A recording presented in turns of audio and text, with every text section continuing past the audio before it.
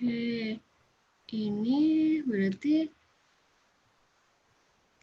Mbak Dewi ini ya PPT-nya.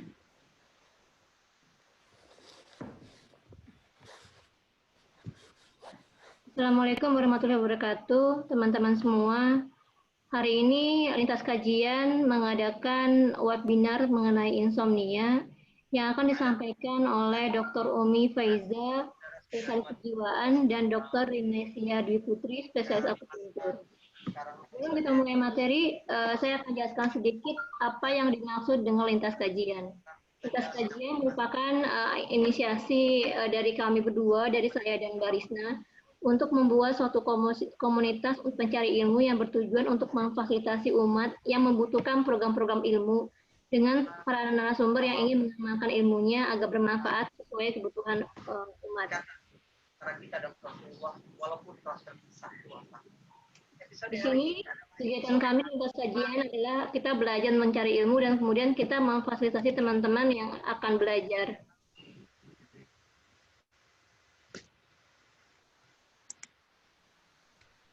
Sebelum kita memulai pembelajaran tentang ada belajar kelas online dengan memastikan internetnya lancar, kemudian kita mencari lokasi senyaman mungkin dan untuk menyiapkan alat tulis.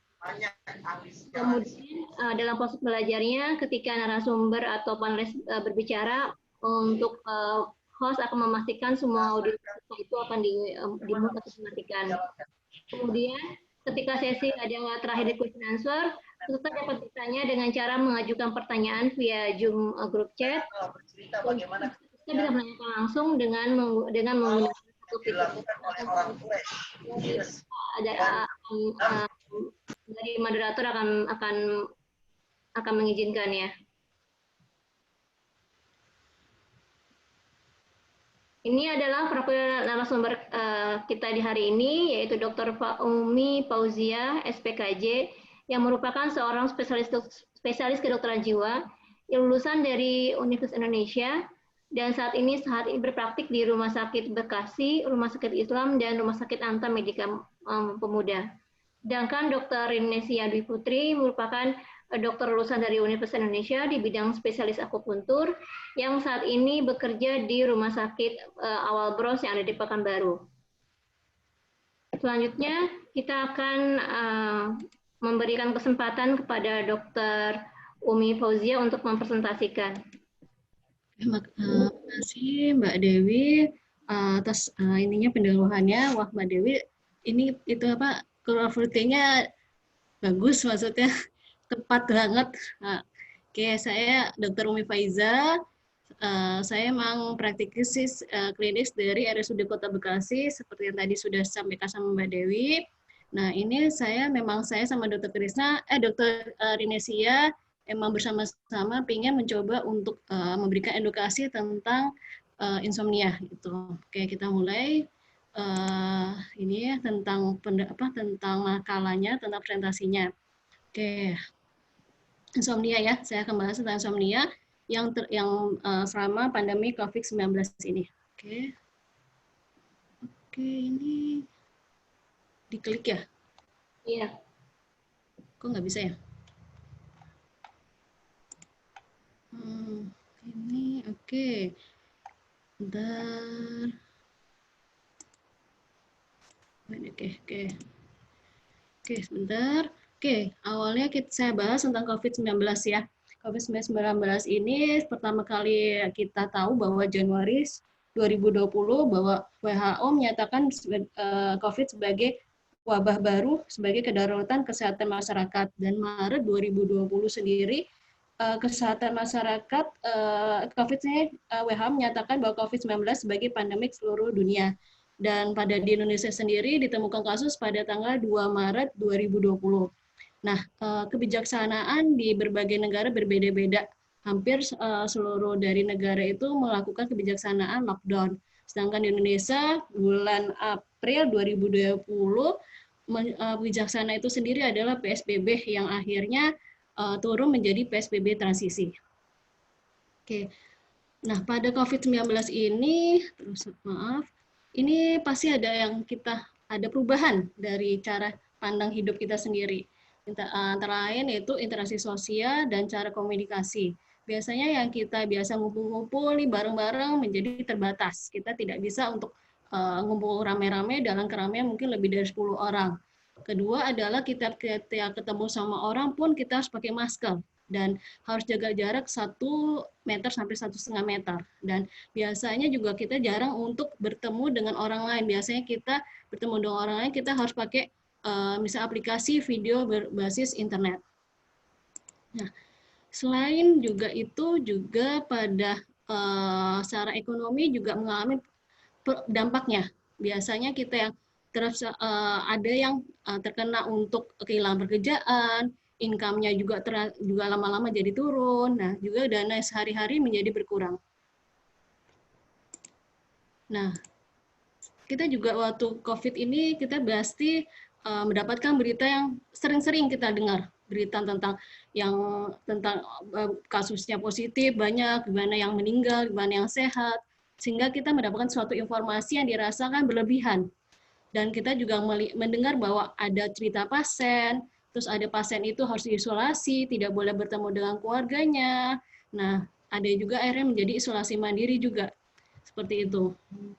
Yang terus akhirnya dampak-dampak yang kita alami seperti tadi yang saya sebutkan bahwa adanya perubahan secara interaksi sosial, komunikasi, ekonomi, dan berita dari COVID itu sendiri akhirnya menyebabkan cara kita untuk merespon terhadap masalah kadang-kadang membuat kita menjadi stres. Stres itu sebenarnya ada 2. Stres itu ada yang positif, ada yang negatif. Nah, yang negatif itu kita sebutkan dengan distress. Itu akhirnya mendapatkan suatu efek yang tertekan menjadi beban bagi setiap individu itu sendiri.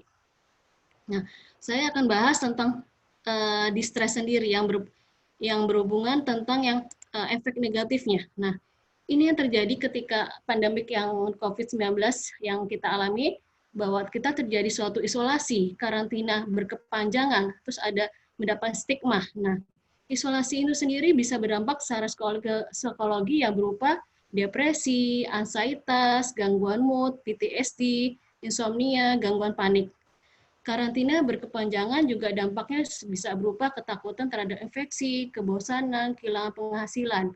Sedangkan stigma ini kita bisa dampaknya seperti PTSD, dan itu ada fase yang mungkin kita lihat kebingungan gitu. Kebingungan apa sih yang maksudnya kebingungan ini? Kebingungan yang terjadi ketika ada label pada diri kita sendiri, label yang mungkin diberikan orang lain pada individu, sehingga akhirnya dia merasa benar nggak sih, maksudnya kita harus COVID ini berbahaya atau apa. Jadi dia semakin informasi yang dia terima, semakin dia nggak tahu mana yang benar atau yang baik gitu. Itu yang mungkin didapatkan secara fase kebingungan ini sendiri. Namun saya hanya membahas tentang insomnia sendiri. Oke, saya bahas tentang insomnia. Oke, bentar. Sebelum masuk insomnia, saya akan bahas tentang kenapa individu itu merasakan tidur ngantuk gitu. Ini ada 2 yang dipengaruhi, yaitu ritme kardia dan pressure of sleep. Ritme kardia itu ada proses internal yang dialami suatu individu yang berupa tidur bangun dan diulangi selama 24 jam. Nah, itu dipengaruhi oleh aktivitas, kebiasaan, dan faktor sosial. Yang kedua adalah tekanan tidur atau pressure of sleep. Sorry, bentar. Oke, pressure of sleep. Pressure sleep itu adalah reaksi biologi yang di bawah sadar yang membuat kita ingin pergi tidur.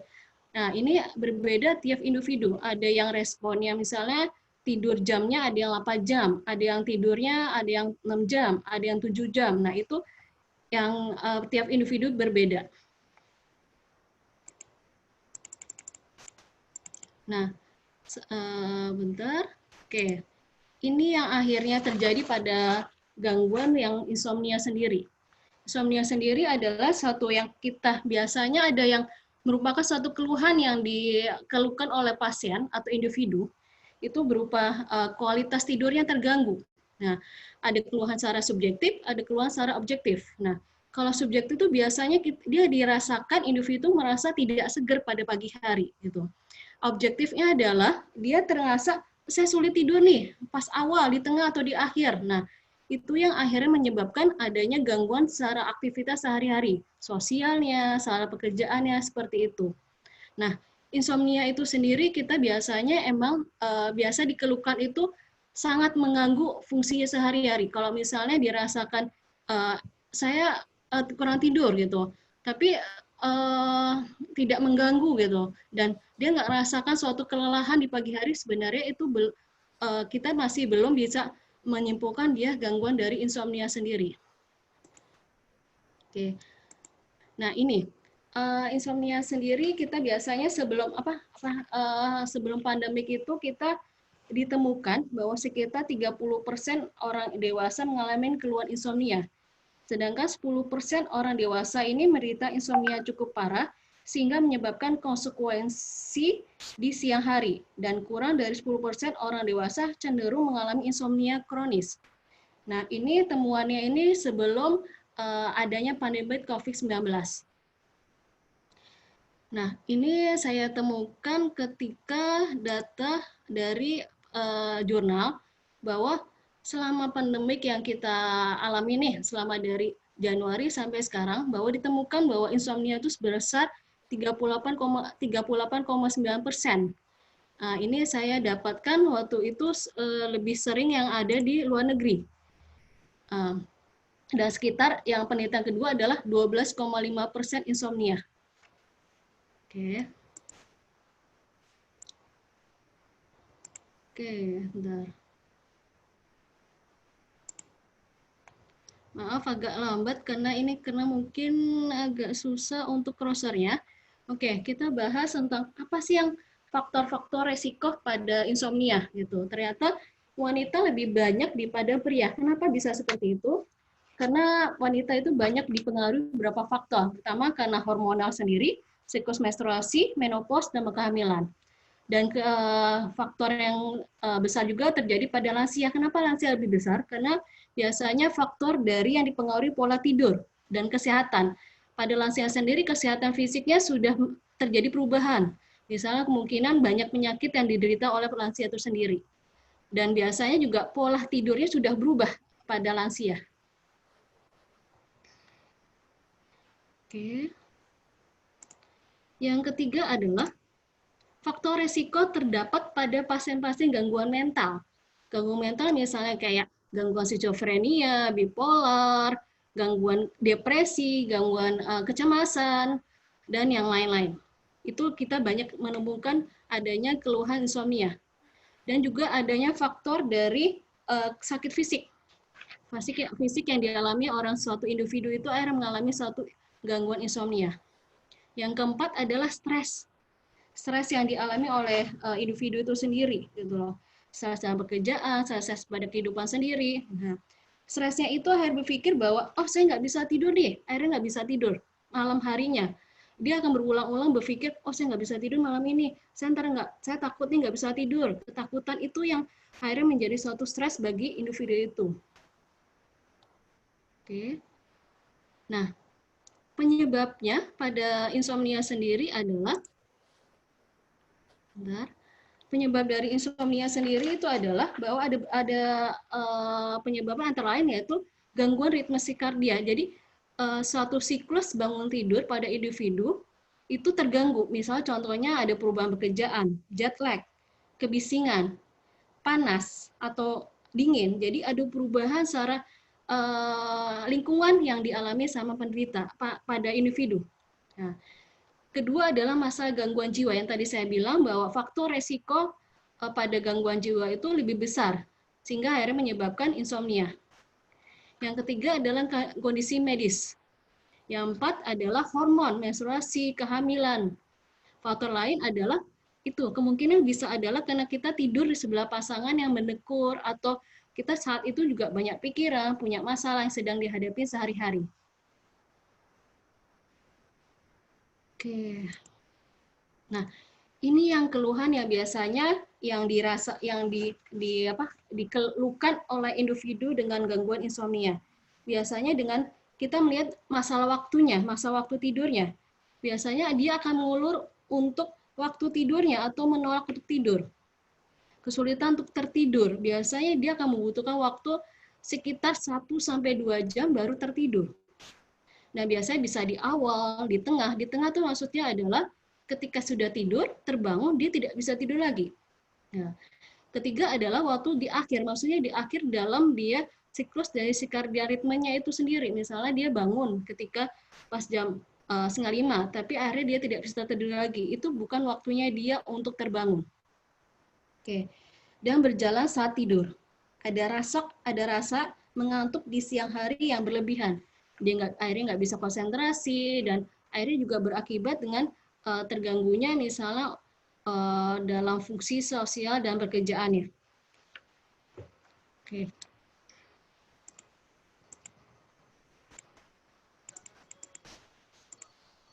Ini kita bisa lihat simptomnya. Tadi ini saya ambil dari internet sama yang seperti saya terangkan, bahwa dia akan ngerasa simptomnya dia maaf.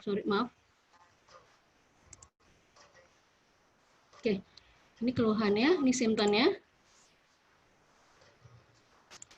Oke, sorry. Oke, ini saya mau tambahkan bahwa yang dirasakan sama pasien juga, dia akan mengalami suatu hal yang moodnya menjadi mudah tersensitif, mudah tersinggung, marah-marah, seperti itu. Ataupun menjadi kesulitan untuk fokus dalam pekerjaannya, dan ada kekhawatiran dalam mau sebelum tidurnya. Oke.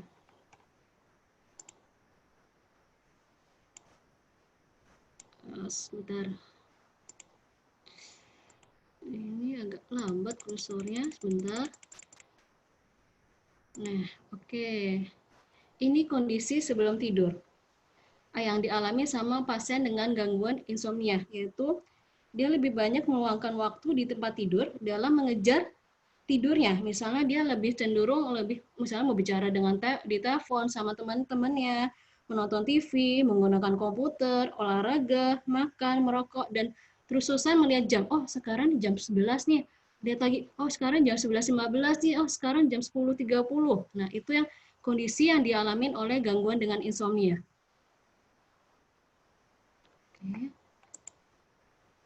Nah, ini sebenarnya jadwal untuk bangun tidur belum ada parameternya, untuk yang maksudnya parameter kuantitas tidurnya yang spesifik menentukan bahwa adanya gangguan insomnia. Biasanya keluhan yang dikeluhkan oleh pasien tuh biasanya seperti letasi, misalnya waktu tertidurnya lebih lama, misalnya rata-rata 30 menit. Bangun tidurnya lebih cepat lebih dari 30 menit. Nah, dan atau total waktu dia tertidurnya kurang dari 6,5 jam. Seperti itu. Biasanya itu keluhan yang dikeluhkan oleh pasien atau individu dengan gangguan insomnia. Oke, ini kita melihat bahwa ini ada maksudnya gini, tiap usia atau umur itu mempunyai sesuatu, mungkin ada maksudnya ada waktu yang direkomendasi, waktu jumlah tidurnya gitu. Nah, ini mungkin yang kita bisa lihat bahwa berbeda-beda tiap usia. Yang biasa kita tahu bahwa kita dari yang bayi sampai usia udah mau sekitar kayak mungkin mau sekolah, mungkin waktunya kita bisa lihat bahwa rekomendasi waktu tidurnya 14 sampai pokoknya sekitar 9 sampai 17 jam. Tapi itu yang direkomendasi, tapi bisa juga masih dalam batas yang normal gitu. Misalnya dari kotak yang sebelah kanan itu sendiri, seperti itu. Semakin lanjut usia, itu waktu tidur kita akan semakin dikit. Kita bisa lihat nih, bahwa akhirnya untuk usia lanjut, kita 65 tahun, waktu tidurnya mungkin yang direkomendasi mungkin 7-8 jam, tapi masih bisa kita toleransi bahwa itu 5-6 jam masih boleh, itu masuk kuantitas tidur yang masih baik. Oke.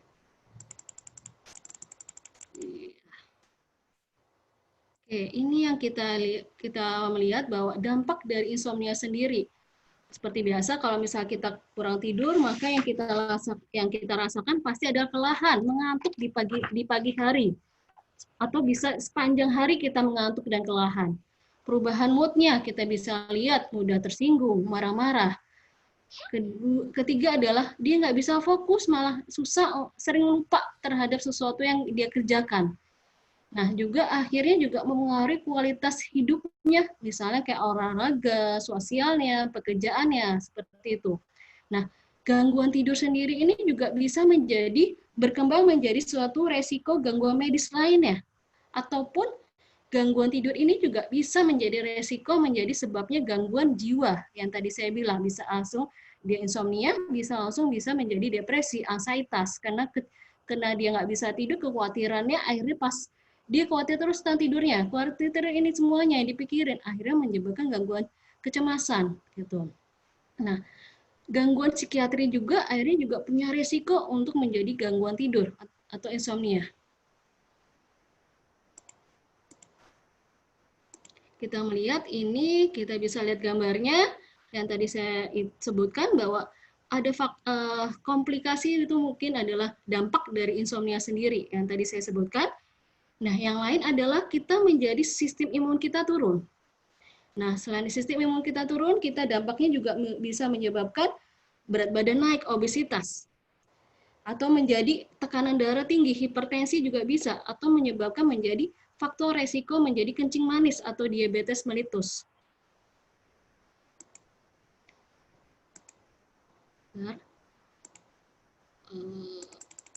Oke.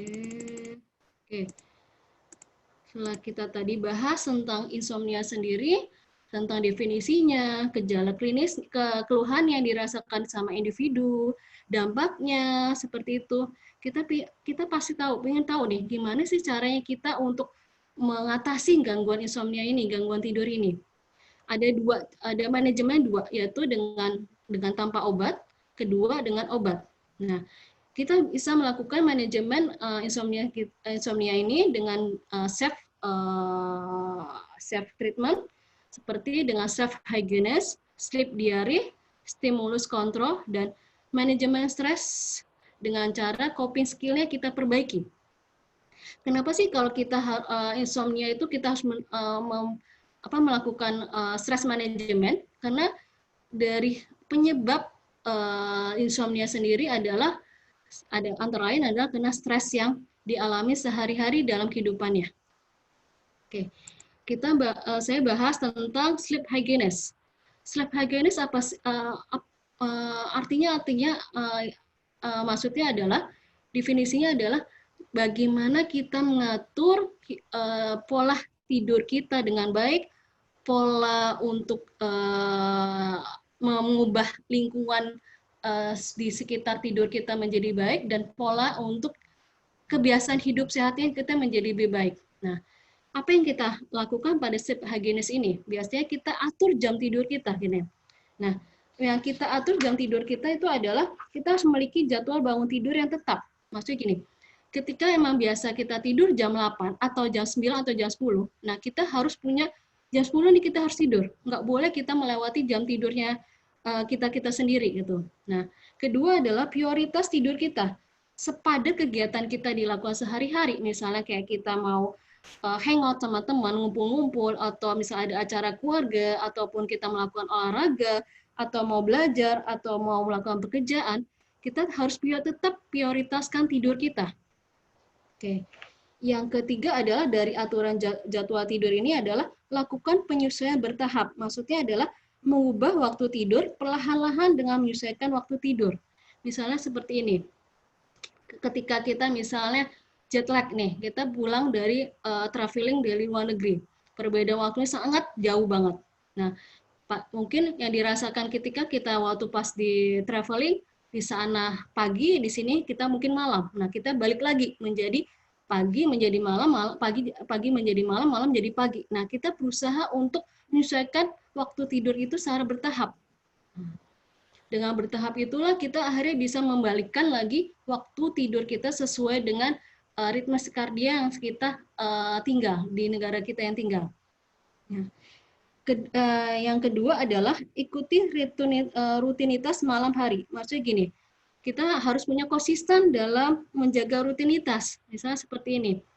Kita biasanya kalau rutinitas untuk tidur, tiap orang berbeda-beda. Contohnya adalah ketika kita misalnya sebelum tidur, kita punya suatu kayak ritual. Ritual kita seperti mau sikat gigi dulu, atau ganti baju, atau apa. Nah, kita harus konsisten menjaga rutinitas seperti itu.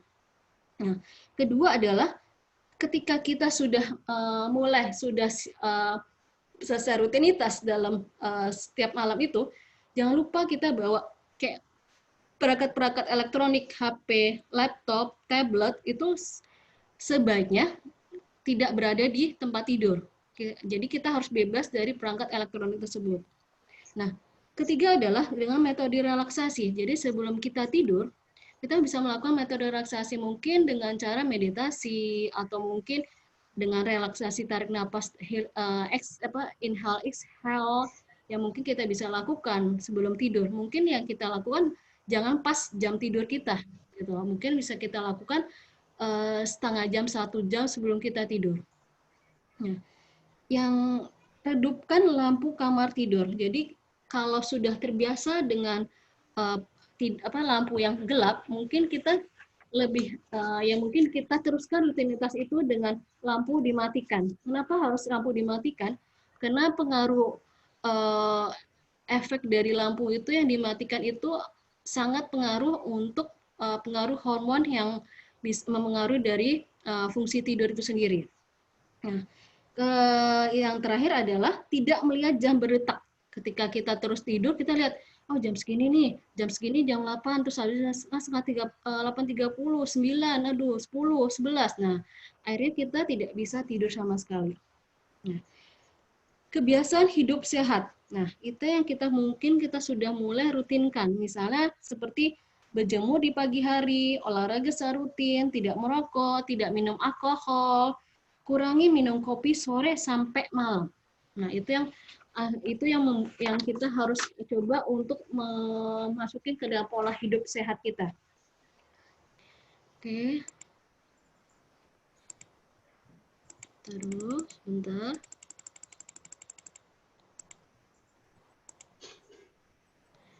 Oke, yang kedua adalah jangan makan malam terlambat. Maksudnya gini, makan malam yang terlambat adalah makan besar. Jadi makan besar terakhir itu 2 jam sebelum kita tidur. Terus batasin aktivitas tempat tidur. Jadi tempat tidur itu adalah hanya untuk tidur gitu loh. Jadi jangan kita untuk nonton TV, baca buku, atau melakukan hal-hal aktivitas selain tidur. Terus optimalkan tempat tidur. Jadi kita berusaha tempat tidur itu nyaman. Misalnya kayak kasurnya menjadi mungkin nyaman buat kita, untuk punggungnya, untuk kepalanya, bantalnya seperti apa, spraynya seperti apa, sehingga kita merasa tidur juga menjadi lebih nyaman. Nah, juga sesuaikan suhu kamar yang dirasakan tidak terlalu dingin, tidak terlalu panas. Kalau memungkinkan bisa pakai masker mata untuk biar mengurangi cahaya yang maksudnya terlalu terang gitu. Kita bisa pakai masker. Nah, di ini kita bisa juga kayak misalnya ada mitos yang kita pernah dengar yang mengatakan bahwa sudahlah kalau nggak bisa tidur minum susu hangat aja gitu. Nah, ternyata saya coba untuk mencari di berbagai sumber bahwa itu susu ini tidak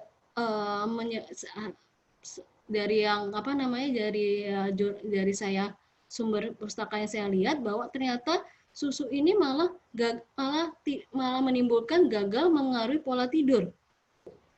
Emang kalau susu itu mengandung triptofan, asam amino yang ketika dilepaskan ke otak menghasilkan serotonin neurotransmitter yang meningkatkan ketenangan. Tapi ternyata ini tidak bisa tidak membuat akhirnya kita tertidur. Nah, mitos yang kedua adalah bahwa udah minum aja teh yang isinya chamomile, lemon balm, hop atau passion flower yang mungkin kita sering menemukan campuran-campuran teh seperti itu. Udah minum ini aja, minum teh ini aja gitu.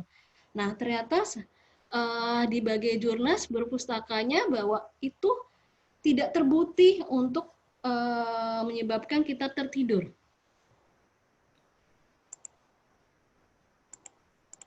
Taruh. Oke, bentar. Oke, ini mitos yang kedua. Oh, mitos ketiga yang mengatakan bahwa udah olahraga aja sebelum tidur gitu. Nah, ternyata penelitian terbaru mengatakan bahwa olahraga seperti nge-gym, berlari kurang dari 3 jam sebelum tidur itu tidak membuat tertidur, malah menyebabkan kualitas tidurnya jadi terganggu. Nah, mitos keempat adalah tentang biasanya dengan orang berpikir udahlah mungkin yang berpikir bahwa udahlah ada yang menyarankan bahwa udah minum alkohol aja gitu loh. Nah, alkohol ini malah emang membantu tertidur, tapi dikatakan bahwa kita minum minuman kayak minuman alkohol ini ternyata menyebabkan kurang tertidur dan lebih sering terbangun. Dan efeknya malah menjadi berkepanjangan, jadi ketergantungan dengan alkohol tersendiri. Seperti itu. Nah, selain mitos, kita menemukan bahwa suatu hal yang dikatakan orang-orang udah misalnya udah kalau nggak bisa tidur hitung domba 1-100 gitu. Ternyata itu tidak membuktikan bahwa itu menjadi kita bisa tertidur. Tuh. Nah, tapi ada yang mengatakan bahwa udah coba aja sebelum tidur mandi air hangat gitu. Nah, itu ternyata emang mandi dengan air hangat sendiri itu memang membuat kita lebih tertidur lebih cepat dan kualitas tidurnya jauh lebih baik gitu. Nah, ini yang kita tata laksana yang selanjutnya adalah sleep diary.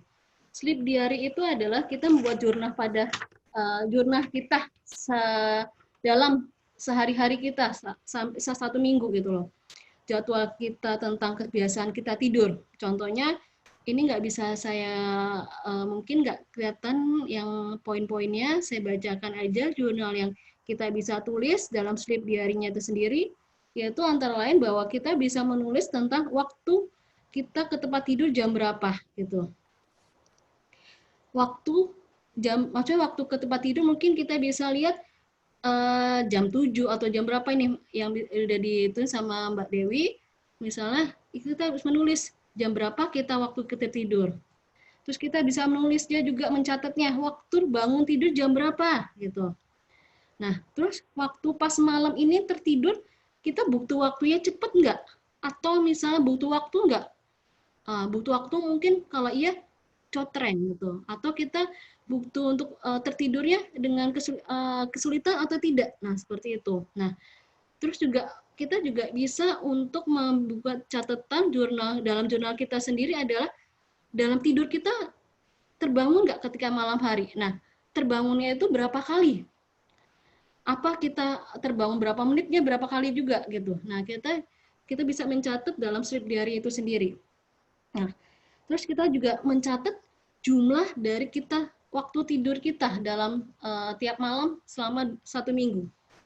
Nah, terus pas saat kita dalam waktu kita tertidur, apakah kita juga tidur kita terganggu oleh gangguan di luar, misalnya kayak kebisingan, misalnya juga karena perubahan suhu. Nah, mungkin ini yang mungkin dia ya terus kebisingan atau lampu atau mungkin malah hewan seperti itu. Nah, itu kita bisa tulis dalam sleep diary itu sendiri. Nah, sleep diary itu juga kita bisa mencatat tentang saat terbangun gimana sih perasaan kita. Perasaannya mungkin menjadi refresh, menjadi segar atau somewhat refresh itu kan. Yang maksud dalam arti gini, ya setengah-tengah antara aduh saya refresh juga sih, ya bisa saya kelelahan juga sih. Nah, itu mungkin pertengahan di antara refresh sama dia ngerasa saya nggak refresh gitu. Dan atau perasaan lelah yang dirasakan sama dari individu yang mencatat di sleep diary itu sendiri.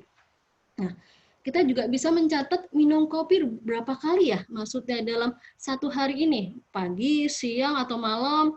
Terus berapa, misalnya, oh saya minum kopi ternyata kopinya mungkin pagi 2 kali atau siang berapa kali. Nah, kita mencatat itu semua dalam sleep diary. Nah, olahraga dalam 20 menit ya kita lakukan pagi, siang, sore, dan malam. Gimana gitu. Obat-obat yang kita gunakan ada nggak selama ini? Nah, kita juga di catatan jurnal ini, di sleep diary ini sendiri, kita lihat bahwa ada nggak tidur siang.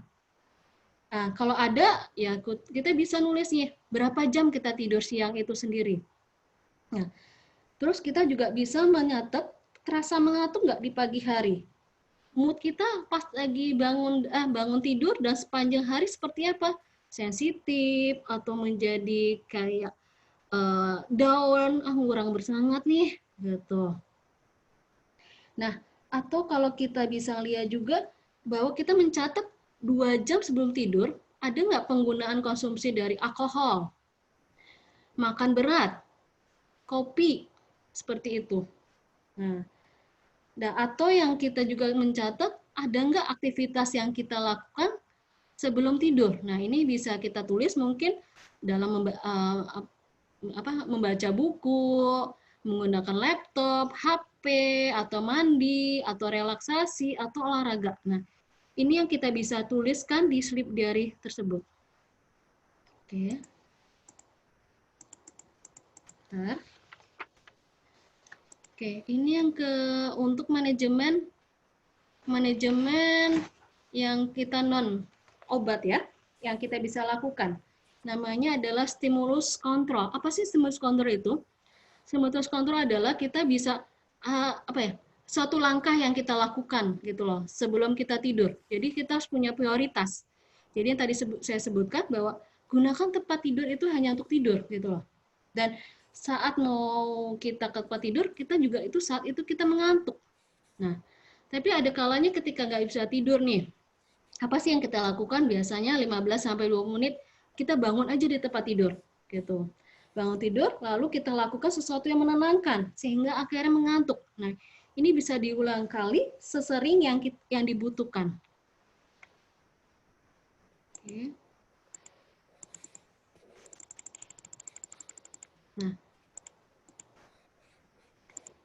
Nah, dari tadi kan kita tahu bahwa dari insomnia itu faktornya bisa karena stres, gitu. Stres yang kita alami sehari-hari, gitu. Nah, kita juga harus berarti karena ada stres itu, kita harus bisa manajemen stres itu. Nah, manajemen stres itu yang kita lakukan adalah coping skill. Apa sih coping skill itu? Coping skill itu adalah kemampuan adaptasi individu dalam mengatasi masalah. Gitu. Nah, coping skill itu kita di dalam psikologi kita ada 4 cara yang kita lakukan.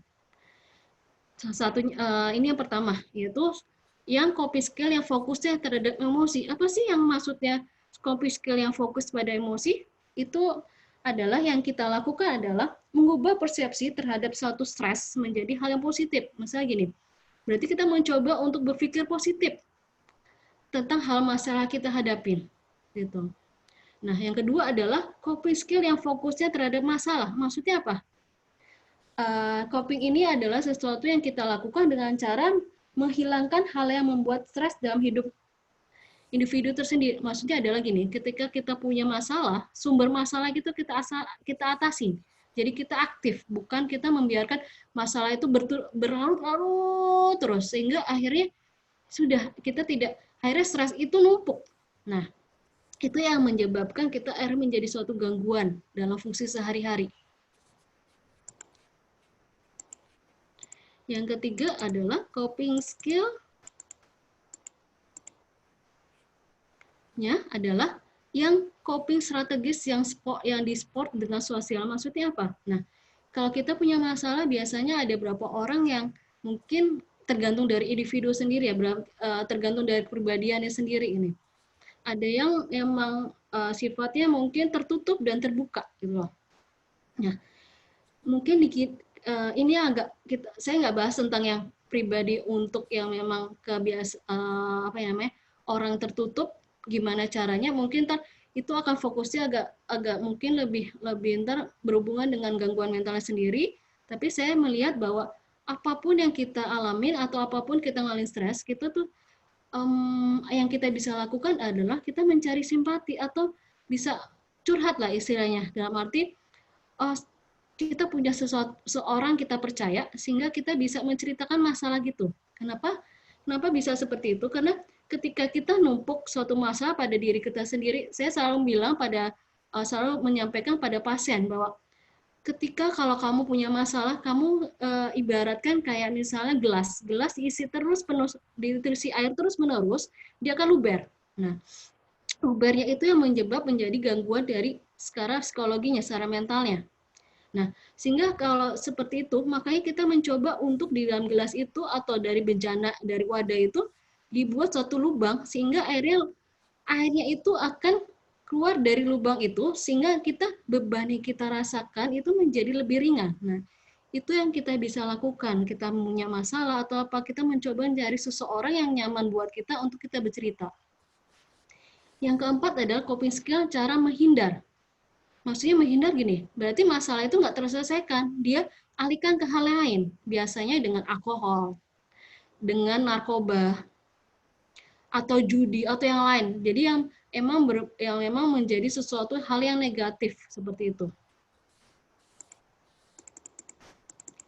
Oke, nah selain itu, tadi kan cara manajemen secara obat. Nah, biasanya tuh individu yang gangguan insomnia itu biasanya pertama kali adalah kalau dia itu ngerasa udahlah nggak usah ke dokter gitu loh, kan obat-obat yang ada di apotek bisa saya beli nih misalnya, ya misalnya kayak lelap atau memang obat yang lain seperti itu. Nah dia beli sendiri, resep sendiri ataupun itu. Nah itu sebaiknya jangan. Kenapa? Karena ada beberapa obat yang memang secara kita temukan karena di apotek yang ilegal itu sendiri akhirnya menyebabkan kita tergantungan seperti itu. Ataupun dengan cara seperti ini, udah kamu nggak bisa minum, nggak bisa tidur nih, ini saya kasih obat nih. Nah, ternyata obatnya itu adalah, contohnya adalah biasanya saya temukan pada individu itu adalah obat kayak prazolam, Riklona, nah ataupun dengan trihexyphenidyl. Nah, obat-obat ini sebenarnya itu bukan sebenarnya, emang obat ini sangat menyebabkan ketergantungan. Nah, sebaiknya makanya ketika kita sudah merasa kita tidak mampu dengan cara manajemen tanpa obat, self tadi treatment yang kita lakukan, self hygienis yang kita lakukan, stimulus kontrol sudah kita lakukan, terus kita dengan sleep diary kita lakukan, namun kok tidak ada perubahan gitu. Nah, sebaiknya adalah kita lebih baik saya itu adalah kita langsung konsultasi ke psikiater, gimana baiknya gitu, karena dia tahu gimana cara untuk memanajemen obat-obat yang diberikan sama pasien, sama dengan individu dengan gangguan insomnia. Biasanya saya berikan obat-obat yang golongan dengan antidepresan, benzodiazepin atau obat ansiolitik seperti itu. Nah, itu yang saya bisa berikan presentasi yang berupa dari manajemen dari tanpa obat dan dengan obat seperti itu. Dan juga tentang yang saya presentasikan insomnia, penyebabnya, dampaknya seperti apa, seperti itu. Nah, mungkin sekiranya demikian presentasi saya, mungkin akan dilanjutkan oleh Dr. Renesia mengenai tentang gimana peran akupuntur medik terhadap insomnia sendiri. Terima kasih. Assalamualaikum warahmatullahi wabarakatuh. Waalaikumsalam warahmatullahi wabarakatuh. Makasih Mbak Umi atas penjelasannya mengenai insomnia. Jadi dengan penjelasannya itu buat kita lebih memahami ya, apakah memang kategorinya baru sekali kurang tidur bisa dibilang insomnia, atau bagaimana triksnya untuk mengatasi supaya kita bisa tidur normal tanpa insomnia. Nah, untuk yang berikutnya, kayaknya kita langsung aja ke Mbak Ines atau Dr. Inesia untuk menjelaskan bagaimana sih insomnia di dalam akupuntur dalam kondisi pandemik ini. Silakan Mbak Ines, dipersilakan. Ya, Assalamualaikum warahmatullahi Warahmatullahi wabarakatuh. Waalaikumsalam warahmatullahi wabarakatuh. Terima kasih kepada Mbak Dewi dan Mbak Risna dan Dr. Umi atas penjelasan tentang insomnianya dan teman-teman yang sudah bersedia hadir. Di sini perkenalkan, saya Dr. Inasia Dwi Putri, spesialis akupuntur medik. Saya berdomisili di Pekanbaru. Saya akan mencoba mempresentasikan tentang peran akupuntur medik untuk insomnia di masa pandemi.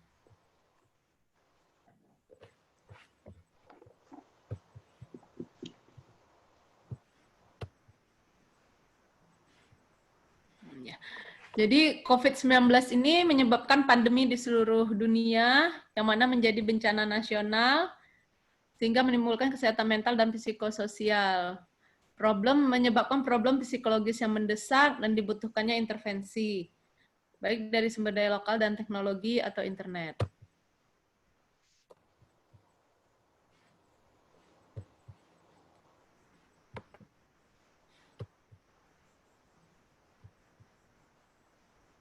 Belum Enes. Agak emang.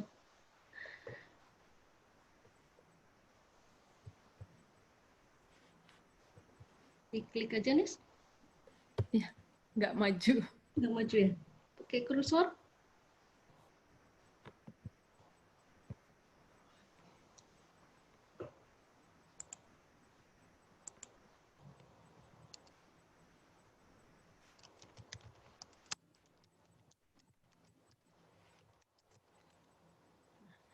Ya, pandemi COVID-19 ini menyebabkan perubahan kehidupan dan perekonomian, yang mana menimbulkan masalah psikologis dan salah satunya adalah gangguan tidur atau insomnia, seperti yang sudah dijelaskan Dr. Umi.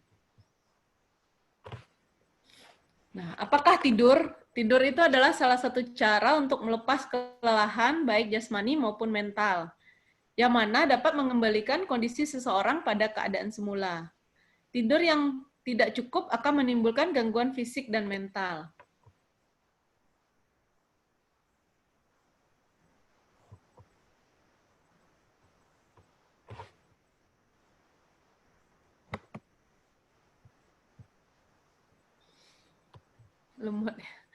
Kualitas dan kuantitas tidur mempengaruhi kualitas hidup serta kesehatan seseorang secara keseluruhan.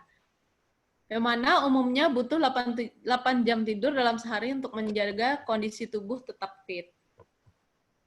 Nah, insomnia itu seperti yang sudah dijelaskan Dr. Umi, yaitu kesulitan masuk tidur atau mempertahankan tidur atau kualitas tidur yang buruk. Nah, dia minimal 3 kali dalam seminggu selama minimal 1 bulan. Itu yang disebut insomnia. Adanya preokupasi dengan tidak bisa tidur dan peduli yang berlebihan terhadap akibatnya pada malam hari dan sepanjang siang hari. Ketidakpuasan terhadap kuantitas atau kualitas tidur menyebabkan penderitanya yang cukup berat dan mempengaruhi fungsi dalam sosial dan pekerjaan. Nah, faktor resiko yang seperti tadi itu ada wanita, haid, menopause, dan hamil, pada lansia usia di atas 60 tahun, kondisi medis, stres, dan perubahan jadwal aktivitas. Faktor-faktor yang mempengaruhi tidur itu kalau berdasarkan patofisiologi atau dari tubuhnya itu ada ketidakseimbangan asam basa, elektrolit, atau ada racun, uremic toksin, terus ada gangguan hormonal. Untuk psikologis ada gangguan mood, kecemasan, stres. Nah, kalau untuk perilaku, kurangnya aktivitas, kebanyakan tidur di siang hari, dan lainnya bisa karena minuman alkohol, kafein, dan rokok. Gejalanya mengantuk pada siang hari, mudah lelah saat beraktivitas, dan sulit fokus dalam beraktivitas. Nah, pencegahannya, yaitu salah satunya, tadi sudah dijelaskan Dr. Umi juga, hindari banyak makan dan minum sebelum tidur, hindari atau batasi konsumsi minuman beralkohol dan kafein, usahakan aktif di siang hari agar terhindar dari tidur siang, dan mendekorasi kamar tidur sehingga senyaman mungkin. Untuk pengobatan bisa menggunakan obat-obatan, terus terapi perilaku atau bikin diary tadi, sleep diary, terus bisa juga dengan akupuntur. Nah, ini penyebab kenapa sih terjadi insomnia di tubuh? Itu biasanya adanya peningkatan inflamasi, inflamasi, simpatis, adanya hormon melatonin yang menurun, dan ada peningkatan hipotalamus aksis. Nah, akupuntur. Apakah akupuntur itu? Mungkin teman-teman ada yang sudah pernah mencoba akupuntur ya. Akupuntur itu merupakan suatu cara pengobatan yang sudah dikenal sejak 5.000 tahun yang lalu. Berasal dari kata Latin acus, jarum, dan punctur, menusuk. Ya. Nah, kalau akupuntur medik itu merupakan cabang ilmu kedokteran berupa perangsangan pada titik-titik tertentu di permukaan tubuh yang berdasarkan pada ilmu biomedik dan penelitian-penelitian atau evidence base dalam upaya promotif, preventif, kuratif, rehabilitatif, dan paliatif. Jadi kita ke akupuntur medik ini merupakan cabang ilmu kedokteran. Nah, ini perkembangan akupuntur di dunia, di mana dari 1989 WHO sudah menetapkan pendidikan akupuntur, dan di 1991 WHO mengintegrasikan ilmu akupuntur ke dalam ilmu kedokteran konvensional. Dan 2002 WHO mendukung untuk mengintegrasikan akupuntur ke dalam sistem kesehatan nasional.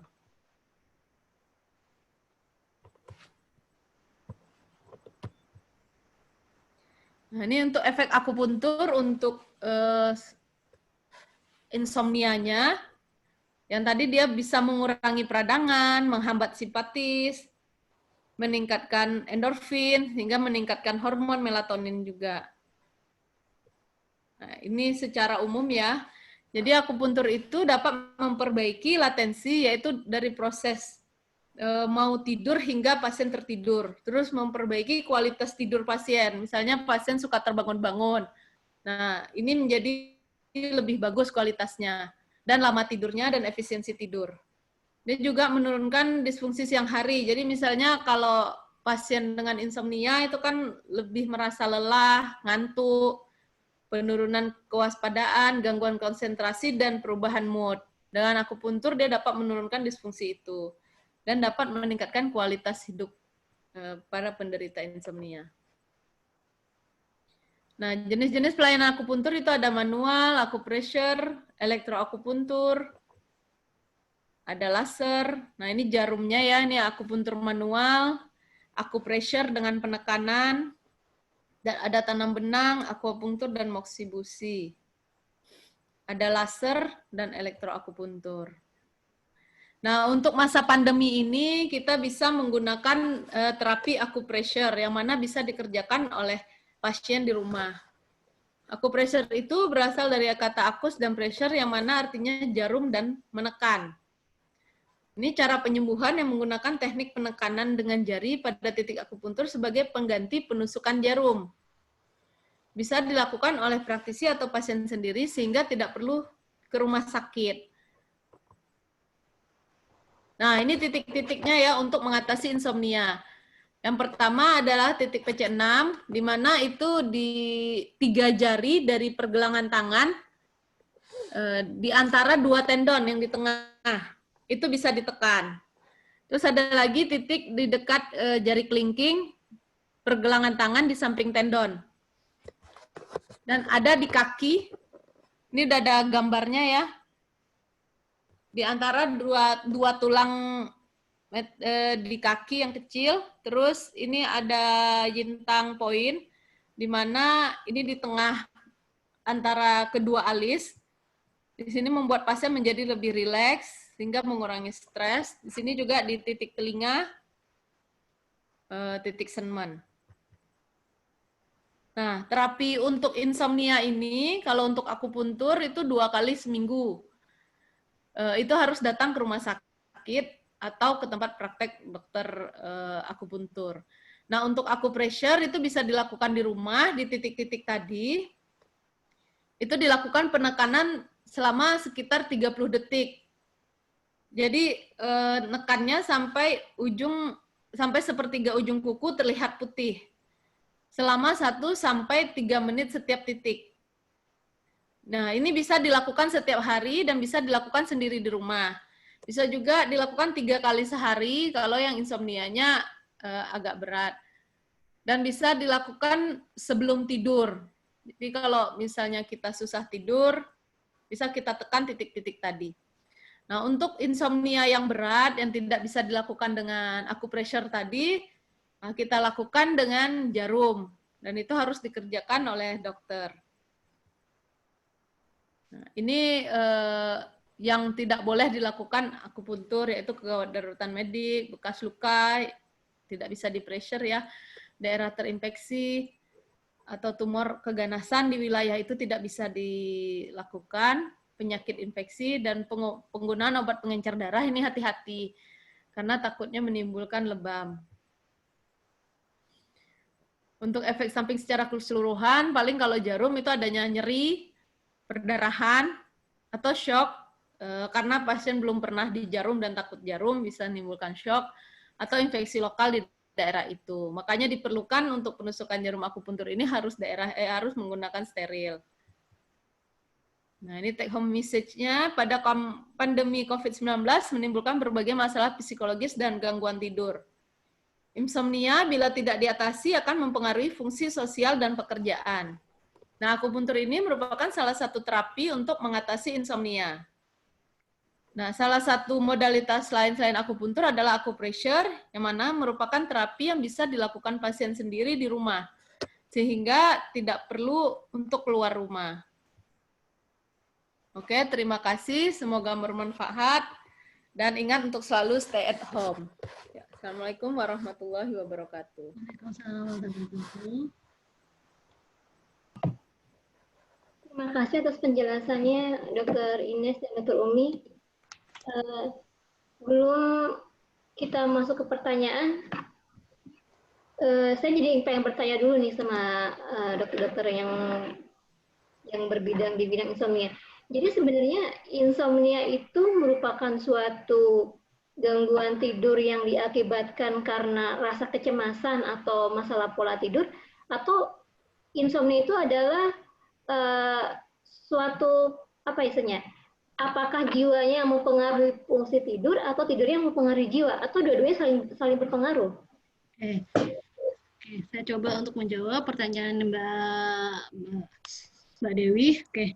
Nah, ini kan emang tadi sudah saya jelaskan bahwa emang penyebabnya itu beberapa faktor ya. Bisa emang karena pola tidurnya terganggu akibat dari perubahan dari lingkungan yang dia alami sehari-hari. Mungkin tadi bisa karena jet lag atau perubahan dari pekerjaan itu sendiri. Nah, bisa juga karena gangguan kondisi dari mental itu sendiri. Nah, jadi itu berhubungan antara misalnya kita penyebabnya emang dari karena tadi penyebabnya adalah tadi perubahan dari situasi. Kedua adalah stres.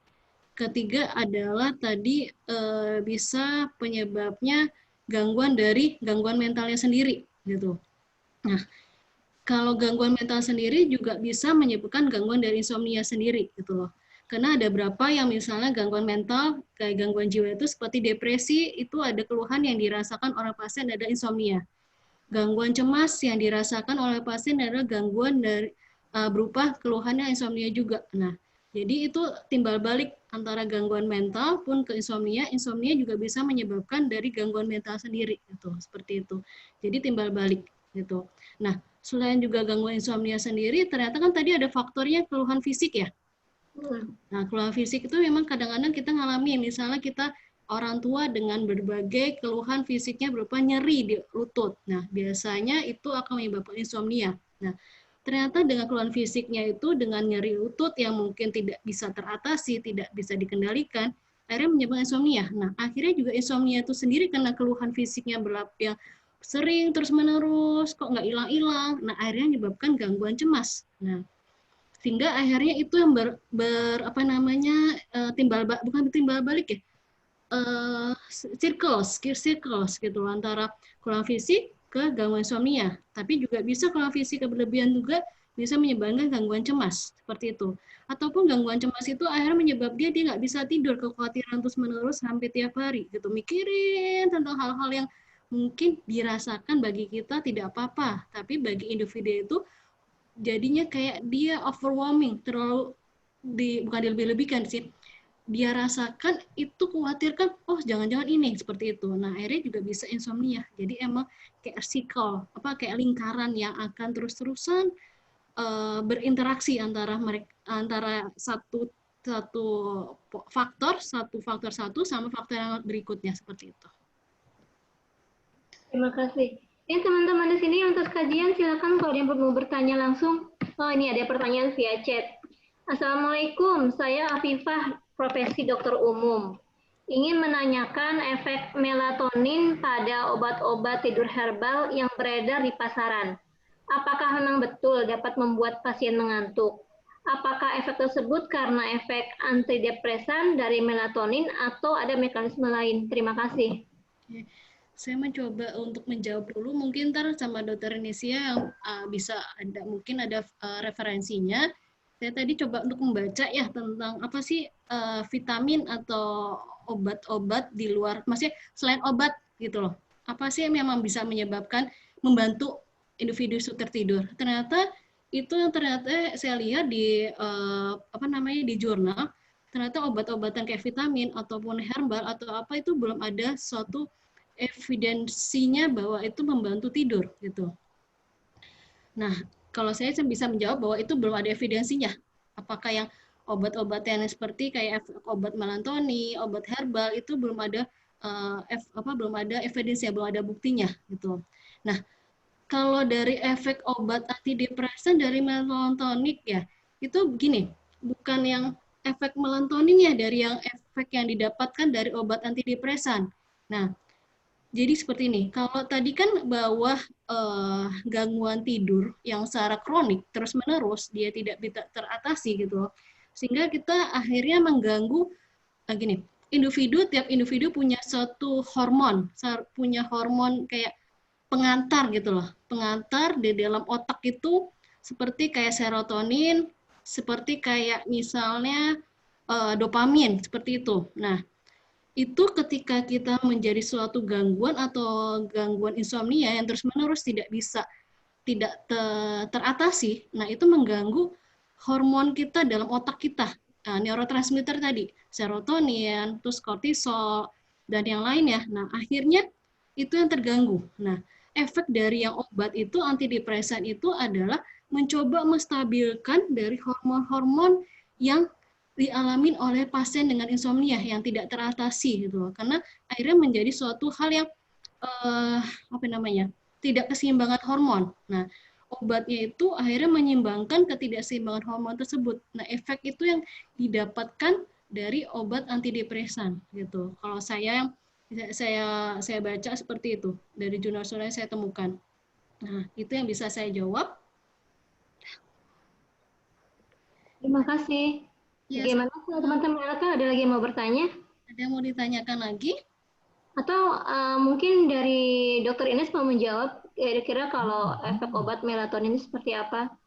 Ataukah mungkin punya teknik yang lain bagaimana caranya orang tuh supaya bisa berubah pola tidur? Bagaimanapun kan yang namanya tidur kan dia tergantung pada irama sirkadian yang tadi ya. Jadi ada orang yang memang terbiasa tidur misalnya setelah Isya ya dia akan selalu tidur ngantuk di jam segitu. Tapi ada orang yang karena faktor kebiasaan dia tidur setelah jam 12, maka dia akan tidur selalu di jam itu. Ya, coba menjawab untuk herbal ya. Herbal ini bermacam-macam. Kita juga nggak tahu kandungannya apa. Jadi kita juga nggak bisa menjawab apakah di dalam obat tidur herbal itu ada efek melatoninnya.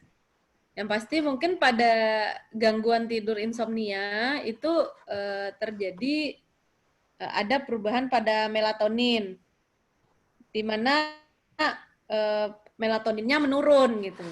Jadi mungkin iklan-iklan obat herbal kali ya yang mengatakan bahwa obat herbal ini dapat meningkatkan melatonin gitu. Tapi sebaiknya jangan dicoba untuk diminum karena kita tidak tahu. Banyak obat herbal sekarang yang diisi oleh kortikosteroid yang mana efek sampingnya banyak gitu loh. Jadi sebaiknya hindari obat-obat herbal. Nah, apakah efek tersebut karena efek antidepresan dari melatonin atau ada mekanisme lainnya? Karena kita nggak tahu isi herbalnya apa, jadi kita nggak bisa menjawab ya. Terima kasih. Ini mungkin di sini dari peserta ada yang mau bertanya, mungkin ada Mbak Yulia. Mau bertanya Mbak Yulia? Atau sudah jelas semuanya? Sudah jelas ya? Atau mungkin Eva mau bertanya? Saya mau konfirmasi sedikit aja, Dokter Umi, kalau boleh. Sekarang tuh kan sangat, mungkin ini kalau yang tadi tanyakan obat, tapi ini kan sekarang tuh lagi booming-boomingnya penggunaan minyak, apa sih? Diffuser itu loh untuk tidur. Apakah itu juga membantu untuk relaksasi biar bisa tidur? Diffusernya Yang sekarang lagi banyak itu yang beredar itu penggunaan minyak-minyak yang ditaruh dalam diffuser, jadi membuat orang katanya relax gitu. Mungkin aromaterapi mungkin ya? Yang kayak kalau boleh nyebut produknya kayak gut oil. Nah itu katanya banyak kegunaannya, misalnya membantu tidur. Terus kalau anak-anak misalnya masuk angin pakai itu, lebih ke anak-anak kecil itu yang baby katanya lebih tenang. Apakah memang seperti itu? Saya sih belum menemukan ya kalau yang tadi disebutkan Mbak Eva ya. Mungkin kalau misalnya saya temukan jurnalnya bisa saya sharing. Cuman kalau emang yang saya tahu tuh malah tes saffron ya. Saffron itu yang kita biasa temukan di luar negeri itu ya, yang biasanya ada di Turki atau di malah lebih cenderung di Pakistan. Nah itu emang tes saffron itu emang membantu kita tidur, tapi tidak semua tidak, maksudnya gini, tidak semua akhirnya tidak berpengaruh pada semua individu itu akhirnya bisa tertidur. Jadi tergantung individunya sendiri sih gitu loh. Nah, seperti itu yang saya bisa jawab sih. Kalau tadi yang Mbak Eva Maria sih saya belum tahu, belum pernah saya baca sih secara evidensi, secara jurnalnya. Iya, baik, dokter. Ines, ada yang mau ditambahkan? Nggak mungkin kalau cat oil itu yang kayak banyak-banyak dijual itu ya. Iya, iya dokter. Itu konsepnya mungkin lebih membuat lebih rileks kali. Dengan mencium bau itu menjadi lebih tenang. Mungkin lebih mengeluarkan endorfin, jadi pasien lebih tenang gitu. Tapi itu respon tiap orang beda-beda. Tergantung pasiennya. Memang lagi booming banyak sih. Cuman untuk evidence base-nya, jurnalnya memang tidak ada. Belum ada. Ya. Secara ilmiahnya memang belum ada ya. Oke. Kalau tadi misalnya, jadi terinspirasi nih buat nanya sebenarnya, di pertanyaan Eva tadi. Kalau penggunaan yang kayak wangi-wangian aromaterapi, itu juga sebenarnya mempengaruhi nggak sih, bisa membuat orang tuh cepat tidur? Membuat rileks sih kalau saya tadi bisa, jadi fungsinya untuk relaksasi. Jadi relaks sebelum kita, jadi membuat kita kayak pikiran jadi lebih tenang. Jadi tidak, maksudnya yang biasanya kita mikir sesuatu hal dengan kita mencium sesuatu yang menenangkan atau mendengar sesuatu menenangkan, nah itu menjadi pikiran lebih tenang. Nah mungkin itu yang menjadi bisa faktor yang bisa mempengaruhi kita untuk bisa lebih tidur. Kalau dengan penggunaan misalnya ada yang merasa, wah saya susah tidur nih, ya udahlah kalau gitu cari cara singkatnya aja, itu minum pil tidur. Itu berpengaruh nggak? Saya pernah ada pengalaman sama dari pasien saya nih, kan dia awalnya keluhannya nggak bisa tidur. Dia mencoba untuk, saya awalnya gini dok, misalnya dia keluhkan saya nggak bisa tidur, terus apa yang bapak sama ibu lakukan? Biasanya saya udah minum aja nih, minum kayak pil lelap gitu. Nah, terus tapi pas awal-awal dia saya terlelap dok, berapa hari ini saya nggak bisa tidur lagi. Nah, seperti itu. Nah, ada emang apa namanya, pil lelap itu emang dirasakan sama pasien itu menjadi emang tertidur, tapi selanjutnya dia tidak bisa tidur lagi dengan pil lelap itu. Mungkin saya lihat bahwa ada sesuatu faktor lain yang menyebabkan dia nggak bisa tidur. Yang tadi mungkin kita harus menganalisa, harus melihat apa sih penyebab dia nggak bisa tidurnya seperti itu. Nah, kita harus mengatasi penyebabnya gitu. Nah, sehingga akhirnya dia nggak akan terus-terusan minum obat lelap itu gitu. Karena juga kadang-kadang isinya dari obat lelap itu bisa akhirnya juga dia menjadi ketergantungan dengan obat itu gitu. Seperti kayak misalnya kayak minum obat, kayak minum KS nggak bisa tidur, akhirnya minum CTM atau minum kayak obat-obat yang dari obat flu ya, seperti itu kan. Nah, ada yang dalam isinya dari obat tidur itu, obat flu itu kan ada kayak membuat sesuatu kita tenang. Nah, itu tapi juga bisa kita menjadi ketergantungan gitu loh. Nah, itu kita harus hati-hati dalam mengonsumsi obat yang emang bukan diresepkan oleh dokter, seperti itu. Terima kasih, Dr. Umi. Ini tadi di dalam slide-nya kan ada tuh gambaran tentang ini loh cara membuat rileks dengan tadi di pergelangan tangan atau apa. Bisa dicontohkan atau dipraktekkan nggak mungkin? Biar kita tahu sebelah posisi mananya. Ya, jadi itu tadi daripada ya kita membeli herbal, lebih baik kalau menurut saya kita coba dengan acupressure tadi. Itu lebih aman dan menurut penelitian memang membantu meningkatkan hormon endorfin, meningkatkan melatonin gitu. Nah, yang mana memperbaiki kualitas tidur, membuat badan lebih rileks, mengurangi stres. Nah, titik-titiknya itu tadi di jari kita, di pergelangan tangan. Ini kan ada tendon 2 di antara pergelangan tangan, ada 2 yang keras rasanya di tengah-tengah itu. Terus? Nah, dia itu 3 jari dari tengah-tengah itu. 3 jarinya. Di bawah ya, Nes? Dokter Ines. Terus? Sesuai gambar tadi. Sini. Nah, satu lagi itu titik di sini, di dekat daerah kelingking, pergelangan tangan. Ada juga tendon itu 1, samping kanannya. Itu bisa ditekan. Itu buat titik penenang ya.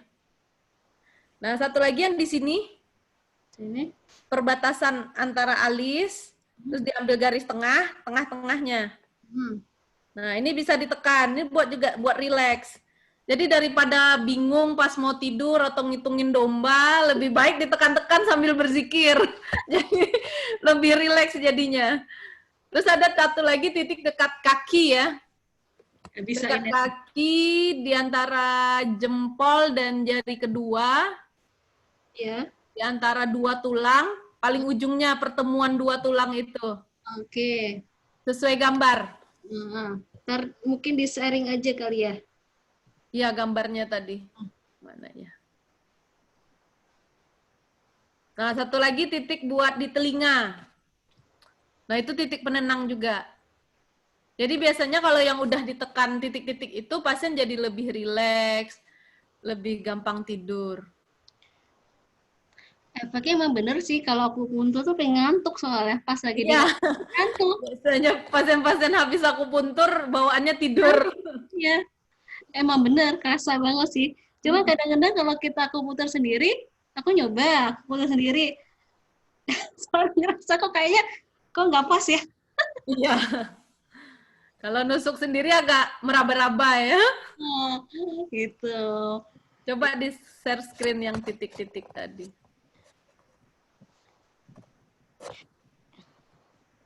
Evaluasinya pakai apa, Nes? Apanya? Evaluasinya ada kualitas tidur ya, skornya. Skornya gimana? Ada skor kualitas tidur yang biasa dipakai. Dokter Inesnya ini adanya di mana tadi? Pekanbaru ya? Iya. Atau ada rekomendasi mungkin kalau yang di Jakarta, daerah Jabodetabek, tempat akupuntur di mana gitu, Dok? Banyak ya, kalau spesialis akupuntur lebih banyak di Jakarta malah. Di wilayah mana aja, maunya dekat mana gitu. Ya maksudnya yang apa? Yang udah ini ya. Iya. Kan kita kalau yang spesialis gitu ya. akupuntur untuk di Jakarta sudah banyak. Wilayah Jakarta Barat, Jakarta Timur, Depok itu udah hampir merata. Belum pernah nyoba sih, pengen nyoba.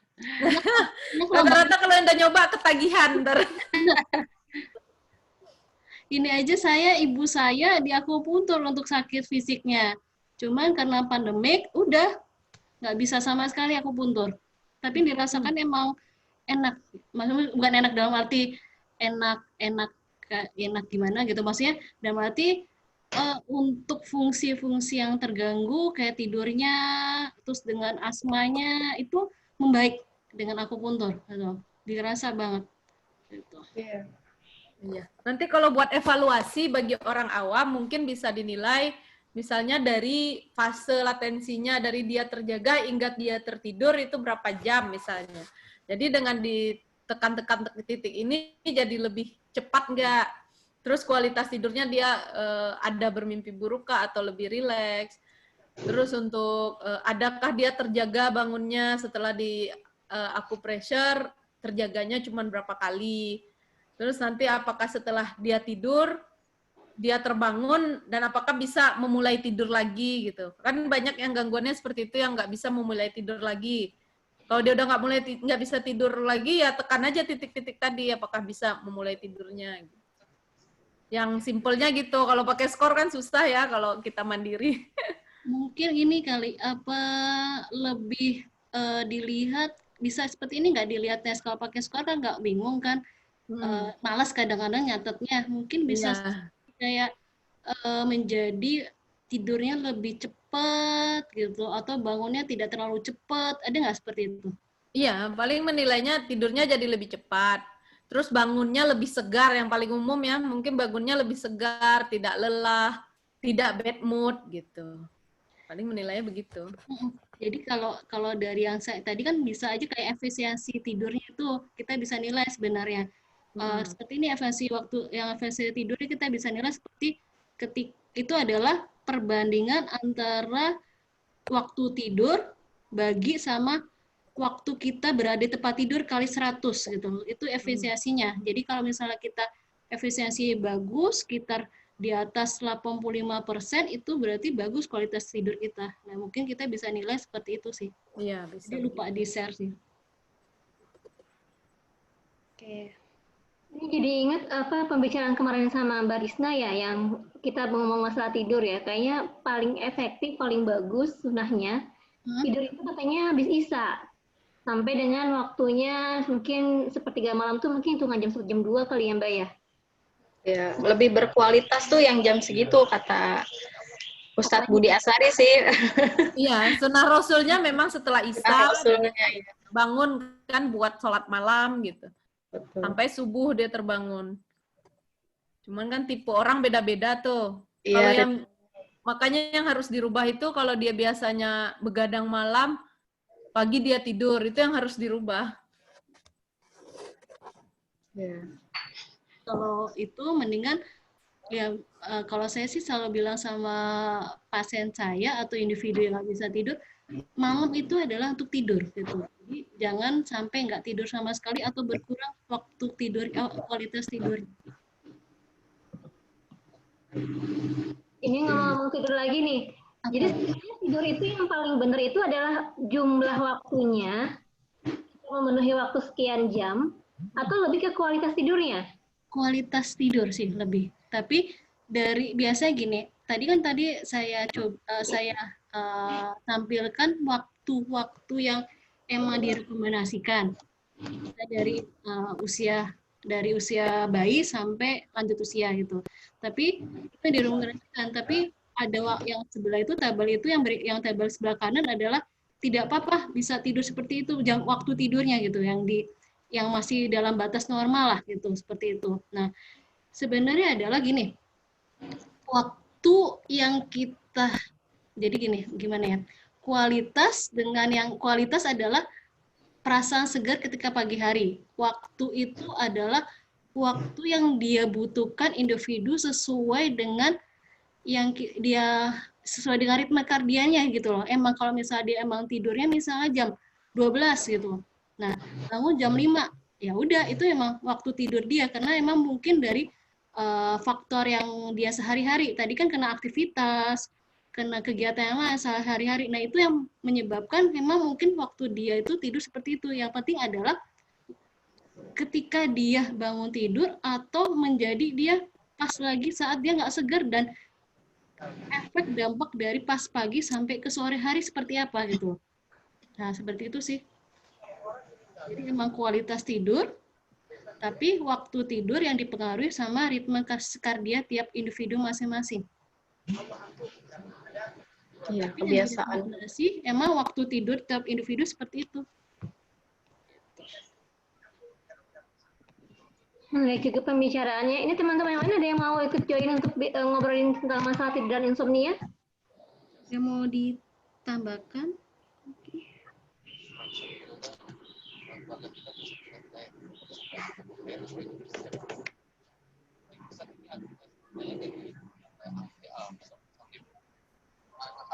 Ada yang ingin bertanya?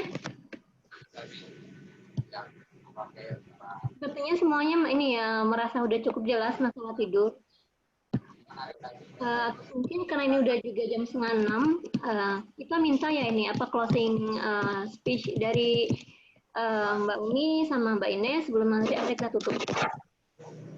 Nah, tadi webinar tentang insomnia itu kita bisa kita bersama-sama lah, kita nggak cuma saya dan Dr. Ines yang mungkin emang punya ilmunya, mungkin tiap kita berbagi sharing aja tentang ilmu yang kita dapat selama kita sekolah atau kehidupan sehari-hari, sehingga kita bisa membantu mungkin yang bisa membantu masing-masing yang mungkin mengalami sesuatu hal yang berhubungan dengan gangguan insomnia itu sendiri. Nah, tadi sudah saya terangkan tentang prestasi insomnia itu seperti apa, terus gejalanya, dampaknya, terus bagaimana kita mencoba manajemen secara tanpa obat seperti apa gitu loh. Jadi sama-sama sharing aja gitu loh. Apa yang saya dapatkan ya sharing ke teman-teman, sekiranya kalau misalnya ada yang salah ya maafkan, sekiranya kalau misalnya emang perlu lagi suatu topik yang mau diangkat boleh aja, dan mencoba untuk sharing lagi ilmu saya, dan bisa juga ntar join lagi sama Ines apa topik yang pingin bahas.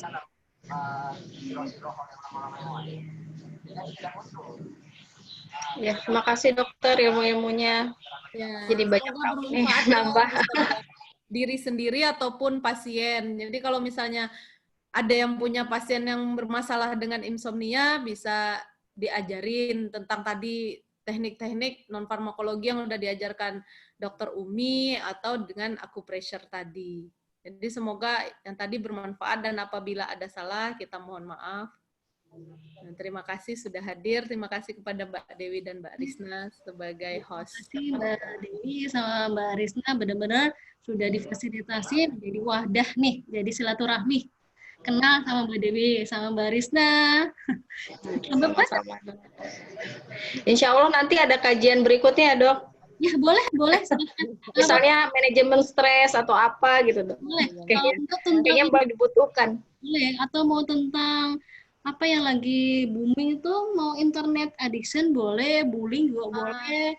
Jadi bullying mungkin kita ajak sama para guru-guru atau gimana, kan lumayan. Kita bisa jadi sesuatu yang soalnya sekarang emang materi bullying itu kayaknya lagi trending lah. Saya sama ketemu mungkin zamannya beda ya. Zaman dulu kayaknya bullying tuh mungkin nggak mungkin kita nggak tahu atau emang sudah ada, tapi kok sekarang semakin gencar, semakin angka kejadian bullying tuh makin tinggi sih itu. Jadi dirasakan. Ya, next insya Allah dok. Boleh. Addiction juga boleh. Masih.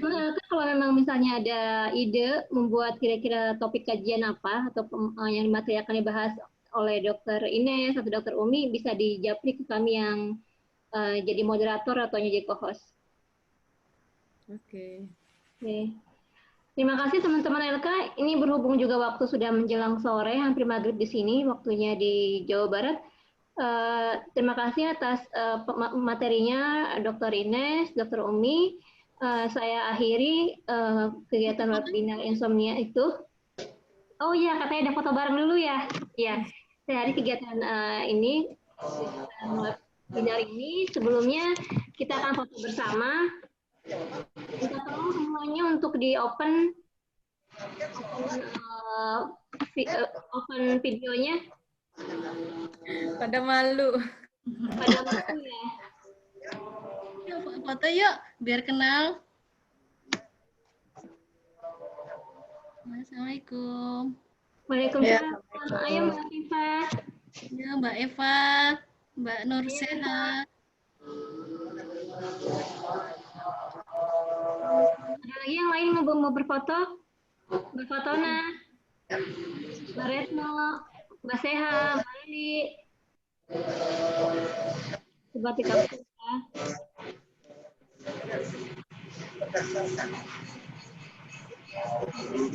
Yang bagus. Mbak Afifah udah siap?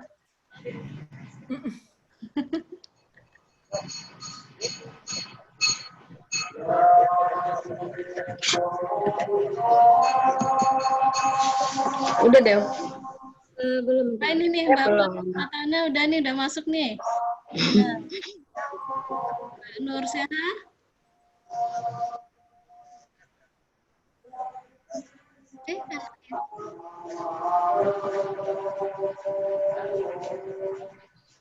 Apa mau mulai aja? Ya, udah ya mulai aja. Udah. 2, 3. Udah.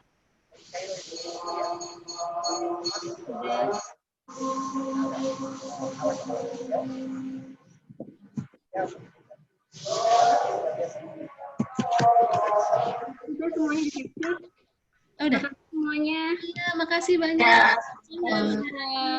Sampai ketemu lagi dan salam kenal. Makasih.